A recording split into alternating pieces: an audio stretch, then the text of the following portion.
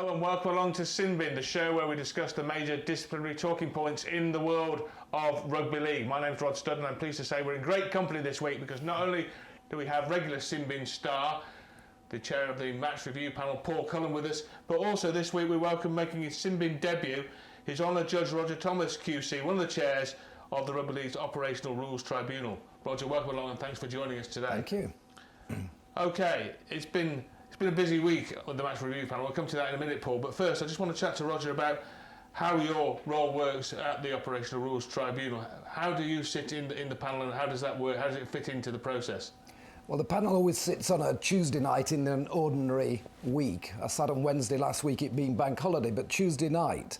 And it follows the games from the previous weekend, all of which Super League and the rest are reviewed by the match review panel. Paul's pigeon there, and the match review panel, as you know, has the ability to make various orders and grade various offences, and if the offences are, let's call them lower level offending, then the match review panel categorise them as such and have the ability to suggest sanctions which the players can accept or not accept. If they don't accept the sanction at that lower level that Paul's match review panel deem appropriate, then they can come an appeal, if you like, to the Tuesday night to the Operational Rules Tribunal. The other way in which the Operational Rules Tribunal is engaged is if the offending, let's call it, is assessed by the match review panel at a grade D or above, then automatically that's beyond the remit of the match review panel and it comes to us on a Tuesday night. So in that way, there are three of us sitting together. There's always a legal chairman, so me or four of my colleagues, all of whom, by the way, are Crown Court judges. Yeah. And historically, that goes back many years to the 90s when Peter Charlesworth and I think Maurice Lindsay might have created the system in the first place. So the three of us sit together on-field matters. I sit with two ex-players ordinarily, off-field cases, and there are quite a lot of those which people perhaps don't appreciate are being dealt with. I may be sitting with an ex-player, I may be sitting with somebody who's not in fact experienced in rugby league, but perhaps experienced in safeguarding matters, for instance, relating to youths. So there's the three of us. We're the court, if you like. The Rugby Football League is represented by the compliance manager. He is the prosecution, if you want to call it that. He presents the case. We look at the film of the incident as well. So the match review panel are represented in their views. The Rugby Football League as well by the compliance manager. On the other side of the case, there's the player who's concerned. He usually appears with his coach and or chief executive. He may well be legally represented. So like any court setting, Crown Court or any other tribunal I might sit in, you hear both sides of the case and it's a question of evaluating the evidence and deciding where that evidence takes you. And it would be understating the case, wouldn't it, to say that you are vastly legally experienced, Roger, yourself? Well, I was, 30 years at the bar and 17 years sitting as a Crown Court judge. And I think one point I made to you earlier, Rod, before we came onto air, and I'll make it again perhaps. I've never played rugby league. I've played lots of different sports, not rugby league. And people say, they do actually expressly say it sometimes, well, what do you know about rugby league? How are you to judge a rugby league case? Well, I've spent umpteen years trying murders, rapists, whoever, and I've never committed the offence of murder or rape. But it isn't the question of actually doing whatever the case is about, be it rugby league or murder. It's a question of being able to evaluate the evidence and decide where there's conflicting evidence, where the balance of it lies. So that's the skill and that's the experience that a legal chairman, if you like, brings together with two lay people, one or two of whom are experienced actually in rugby league. Yeah, well, there's been some very interesting recent cases, and the one was, people might remember, the one in the whole derby, the Brad Fash, Elliot Minicella incident, where Minicella was convinced that Brad Fash had bitten him, and you had to sit and oversee that particular case. And we'll talk about that in detail later, because I think it's very interesting how you came to your conclusion. But let's look at some of the match review panel decisions this week, Paul, because it has been a busy week. We've got big games coming up both in the Super League and the Challenge Cup semi-finals as well. So bans are going to take effect and will affect big games coming up in the future. So let's have a look at some of the decisions you and your colleagues had to make this week in the match review panel, and maybe you could talk us through them if you could. OK, well, we've just seen Bell from St Helens hitting a player in the back, charged at Grade B and pleaded guilty. Josh Reynolds stood on a player's hand, reckless conduct, and charged at Grade B and pleaded guilty. We have a crusher tackle on screen now. That's Chris Hill, charged with a reckless tackle, a crusher tackle. And we just see Chris Hill's action. The player has turned himself, he's put his own head in that position. Chris Hill has a grip. He's failed to let go of the grip and release the head, and made contact with the back of the head, neck and or spinal column. And this is a tripping offence. Sticks the leg out quite clearly, charged at Grade B, a 1-game penalty notice because he didn't have any form, pleads guilty and will sit out for 1 game. So the match review panel haven't, in essence, decided that's worthy of a 1-game penalty notice. It's charged at Grade B. The result on the Grade B, that's a Grade C from Cogger, going in with his knees, makes contact with the head, charged at Grade C. Watch the knee slide in, hits the head with the knee, reckless contact. Grade C offence, an automatic 2-match penalty notice attached because Jack Cogger didn't have any previous form. Huddersfield challenged, so the match review panel haven't found him guilty or not guilty. We've not decided he's getting 2 or 3 games. We've decided that's worthy of a Grade C. Automatically, a 2-match penalty notice is attached. They challenged, which was in their right. They didn't accept the 2-match ban. They didn't accept the Grade C or the 2-match penalty notice, which was well within their rights. They thought they had a case to answer. They represented their player last night at the ORT. The judge, whoever it was last night, decided that the Grade C was correct, but didn't really appreciate the evidence offered by Huddersfield in the challenge, and added an extra game because they thought their representation was frivolous. They didn't prove what we'd said he'd done. Right. So what would have been a Grade C2 was found guilty of a Grade C 2-match penalty notice and an extra game added because of the frivolous challenge. Yeah. Now, I know you didn't chair that Operational Rules Tribunal, or just one of your other learned colleagues, but I just want if you could explain to us how you would gauge whether an appeal is reasonable but unsuccessful, and how it would go over, trigger the line of being frivolous, in which case, as Paul has just outlined there can be extra penalty added on, usually an extra match ban.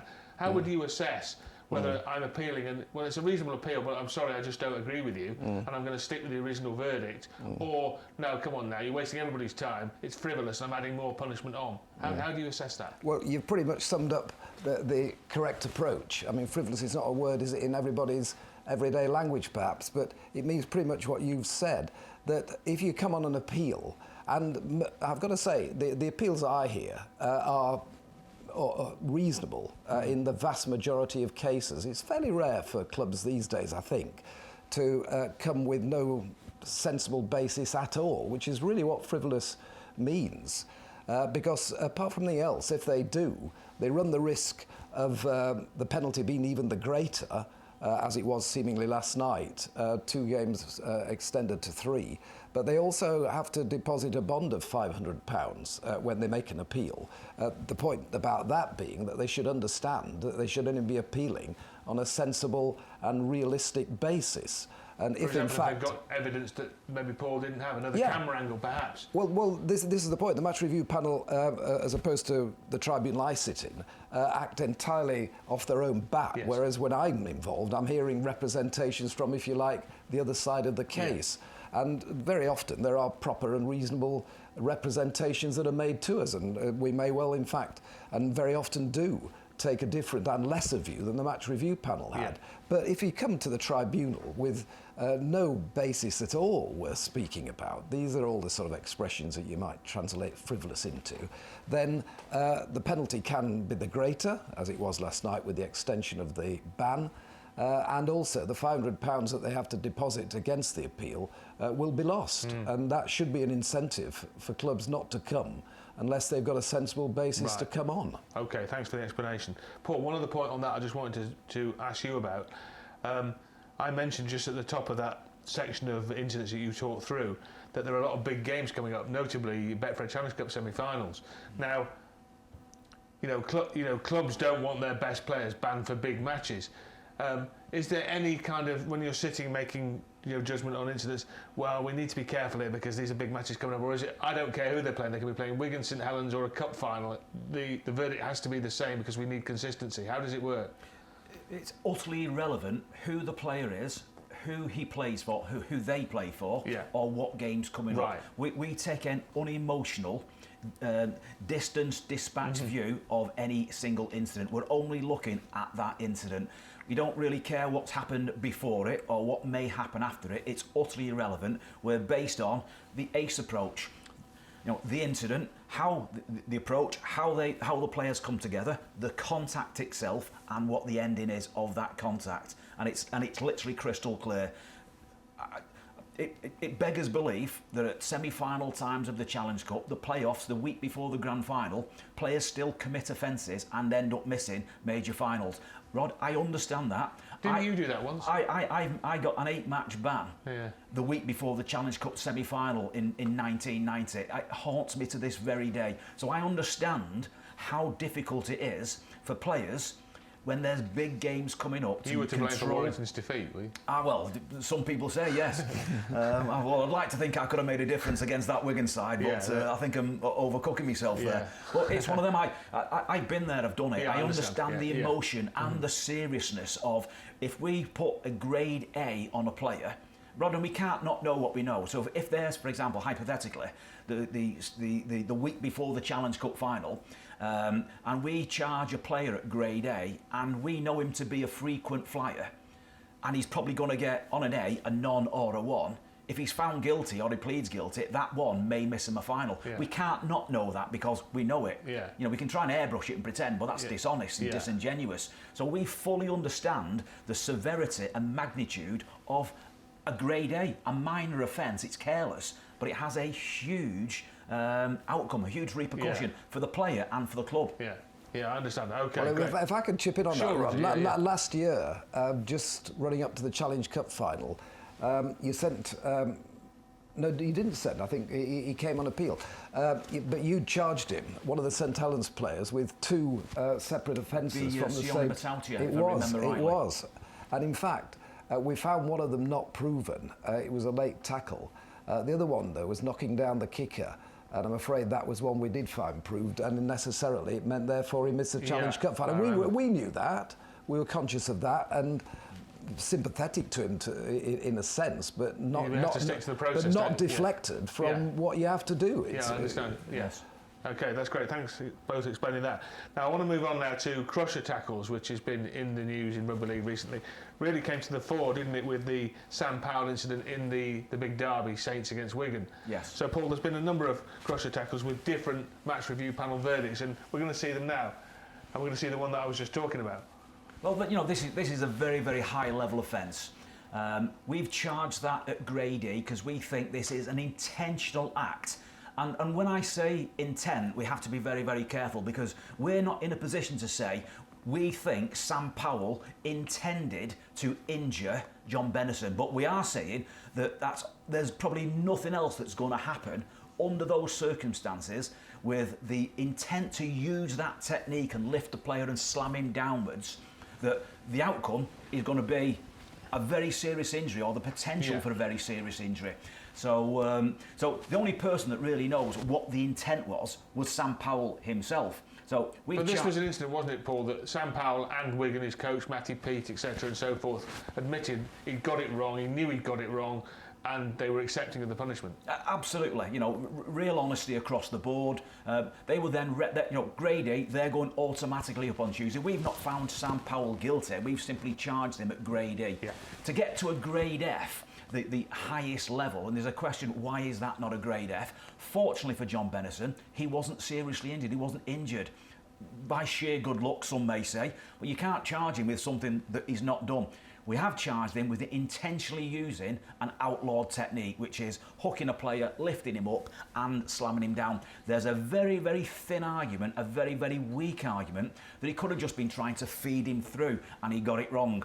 Now, it'd be wrong for me to say that's not in the equation, because it is. However, it would be a very, very thin argument. Yeah. If the player's injured there, we could have considered, well, you have used excessive force against the natural range of motion, in this case the neck. The player's left the field with an injury, and we possibly could have charged at grade F. We didn't have that evidence, so we went with the highest one that we thought we possibly could have, which was a grade A. Okay, and a grade A is a 4, 5, 6, 7 or 8 game suspension at the judge's discretion. Yeah. I sat on that actually Right. last week, and the ordinary categorisation of that dangerous contact is in fact grade D. Yes. And the level of suspension in grade D is 3 to 5 matches. So the match review panel charged it actually beyond the ordinary process at grade E. Right. To Wigan's credit, both the player and the coaching staff actually, right from the word go, you saw it actually as it was dismissed from the pitch, but consistent with that thereafter and including at the tribunal. They were very regretful and remorseful about it. Yeah. There's no two ways about that. So, and they accepted that this was grade E, i.e. they accepted that it was beyond the ordinary range for that sort of conduct. And grade E carries, as Paul said, 4 to 8 range of suspension. And we put it in the middle of that because does remorse and acceptance form mitigation, yes, Roger? Yes, Yeah, it does. right. Yes, absolutely it does. And it should do, shouldn't it? Yes. So we put it in the middle of the E band at 6, the E band being 4 to 8. Because the point was made to us, and Paul sort of touched on it a moment ago, that you have to leave the headroom for even worse cases than this. And as it was, he wasn't injured, fortunately. It's a matter of good luck rather than design, isn't it? But he wasn't injured, and there was all this remorse. And in fact, Sam Powell has quite a good disciplinary record, and he's actually somebody who's called upon to make umpteen tackles per game. So in that sense, we put it in the middle of E. But it was beyond the ordinary for that sort of offence. Okay, great. Thanks for the explanation. Okay, Paul, there was other instances as well, one involving Conrad Hall, I think, as well. Hall and Westerman were the other two, weren't they? We look at the points of contact in this. We also know that Custer's turned, he's gone round in the tackle, but Conrad's got a 3-point pin there. He's got a left arm, he's got a right arm, and he's got the head against the chest. Now, we thought there that he's acting recklessly because you can see there's a delay. You have to make room for the head.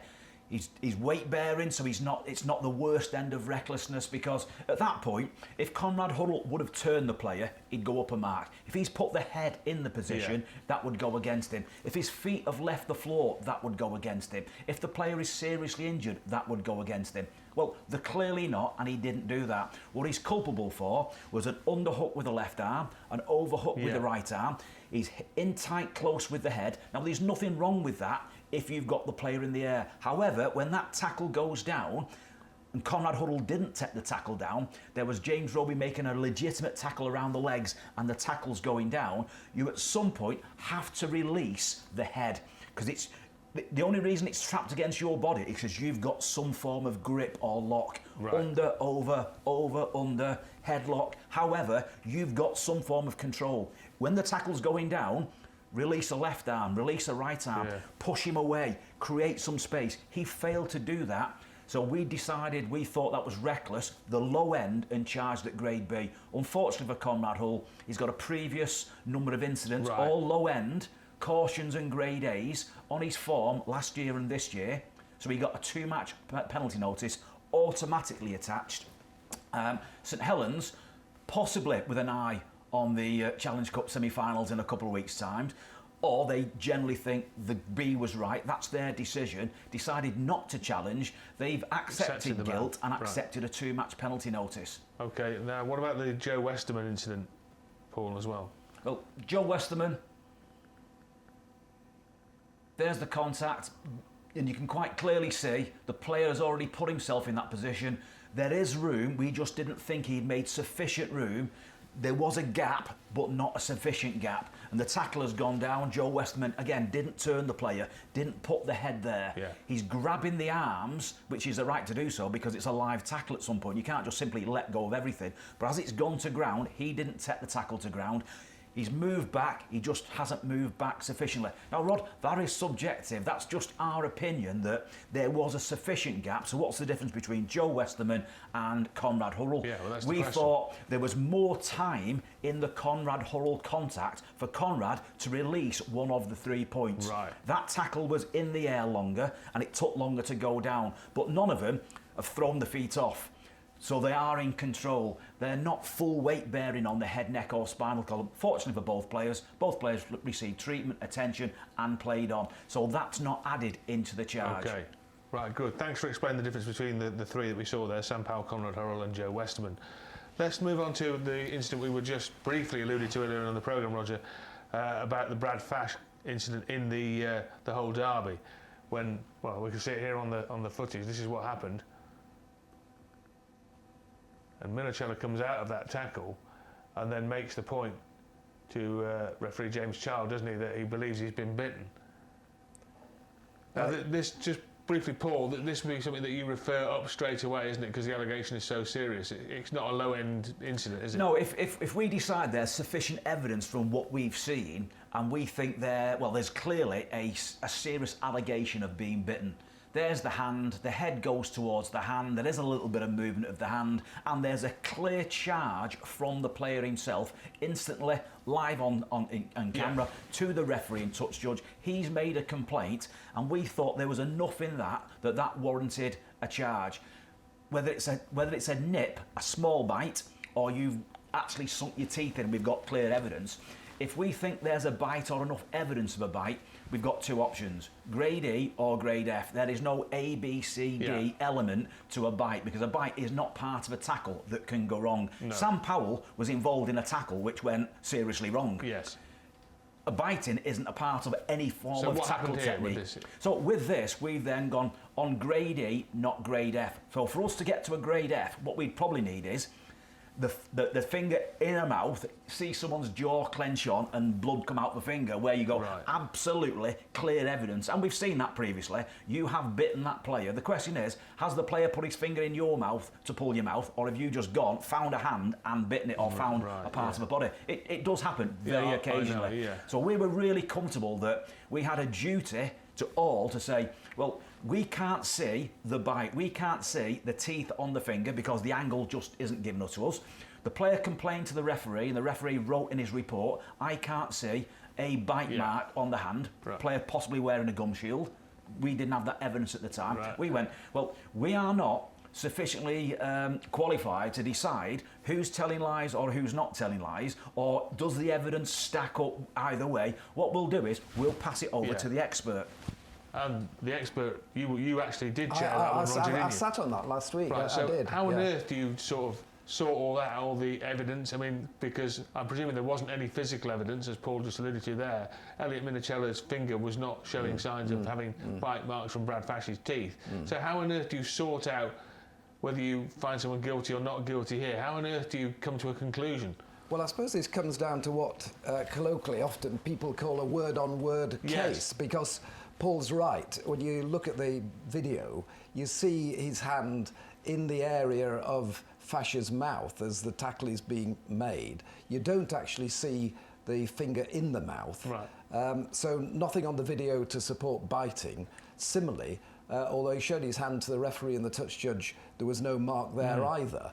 And yet his reaction immediately during the tackle, he did actually, just as he brought his hand back and thought he was bitten, he did actually hit him on the back of the head. I don't know if you picked that up. Yes. But then to the feet, and he hits him again, and that's what draws the referee's attention to him. And that's when he says, look, he's bitten my finger. Right. So in the end, it boils down to the two of them saying diametrically opposed things. Yes. Now, Paul mentioned lying. Well, when you approach that sort of instance in a setting, you have to ask yourselves these questions. First of all, when you've got these two diametrically opposed pieces of evidence, is one of them purposefully being untruthful with you? And they both came over. They both gave live evidence to us. and they both came over genuinely and in an honest and reasonable way. And one point about that tackle, it was a fairly unremarkable tackle in midfield. It didn't have any sort of precursor that might make you think, well, Fash was badly inclined towards him. So there was one factor. But they both came over very well. And you couldn't really ever say, nobody could, that one or other was purposely being untruthful. So where does that leave you? Well, it leaves you in the position that one or other of them must be mistaken. Yeah. And when you're judging it, you've got to judge it in this way. You've got to ask yourselves whether the compliance manager has proved the charge. It's not for somebody charged with this sort of offence to come along and prove that he didn't do it. It has to be proved he did do it. Yeah. So that's the burden of proof is with the compliance officer. Exactly. Yeah. So that's the direction of travel. And it's a fairly high standard of proof, actually. If you look at it in ordinary law terms, the civil standard of proof on the balance of probabilities, so 51-49 gets you to balance of probabilities. But not in the Crown Court. Sure, Criminal court. is the criminal standard in the Crown Court. Yeah. And in this setting, the expression is, I always have to remind myself of it actually, whether we're satisfied to the reasonable satisfaction of the tribunal. Right. And it expressly says that means more than the ordinary laws of probability. Yes. But it doesn't mean as much as being sure as in the Crown Court setting. And it also says that the more serious the allegation, the more satisfied you have to be, if you like. Right, so judging it against that standard, where you've got two people who are giving equally honest evidence to you, where's the mistake? Well, putting it together, his hand's in the area of the mouth. It looks as though there was contact, but to describe that as a bite was just not there on the evidence. Yeah. So, is it fair to say that when you return a verdict of not guilty in that instance, it's not that you're absolutely sure he didn't do it, it's just that the prosecution hasn't proved it to your satisfaction. That's what it is, isn't it? And I produce written judgments, which are actually publicly available. Yes, I've read them all on that case. And I produced one about yeah. Fash, and I said in terms that this wasn't an exercise in saying one or other of them was being disbelieved. They both came over as genuine, reasonable, decent rugby league players. But there's no doubt about it. He thought he'd been bitten. He did. I'm sure that was the case. Yeah. But was he? Or was it just some sort of contact momentarily as well in the tackle? Yeah. An unremarkable tackle at that. Yeah. I So mean, that's as you say, it's a very serious allegation, and you have to be absolutely sure as a panel that the offence had taken place and it had been sufficiently proven, because you don't want people being found guilty of those kind of things on a whim, do you? Oh, no. This was a serious allegation. Absolutely. Not just in the sense it carries a significant suspension, but because no player... The player's reputation would be ruined, wouldn't it? And that was something that was very much aired in the hearing. If I can just run it on a little. The same evening, we heard another case, which again was word on word, actually. Yeah. And it was a Doncaster-Swinton game. And it was bad-mouthing, foul and abusive language, and indeed, in calling him a cheating bastard, bringing his integrity into question as well, to a touch judge. So in that sense, the touch judge said this was said to him. The player said, no, I didn't say it to him. I did use the expression, but I was referring to the Swinton the opposition player. Yeah. That's a defence that has been used successfully in the past. I think Michael Wayman used it at Hull KR once. Well, this guy was unsuccessful because he was very implausibly what he said, and what film there was tended to show that he was speaking directly to the touch judge. But the point is, there was word on word, and you can actually resolve word on word cases quite clearly, as we did in that case. OK, great. Thanks for that, Roger. Right, I'm not going to use any insulting language to either you or Paul Cullen for fear of being banned for the next edition of Simbin. But that's all we've got time for, unfortunately. So I'd like to thank our two guests, Paul Cullen, the chair of the match review panel, and of course, a great pleasure and privilege to have His Honour Roger Thomas, QC, one of the chairs of the Operational Rules Tribunal, with us as well. Thanks for joining us, Roger. Thank you. Hope to see you again. Thank you. OK, that's all we've got time for on this week's edition of Simbin. We'll be back in around about a month's time. Keep your eye on the Rugby Football League social media channels to find out the next edition. It'll be, as I say, in around about a month's time. But for now, thanks to Paul Cullen and to Roger Thomas. From myself, Rod Studd, thanks for watching, and we'll see you next time.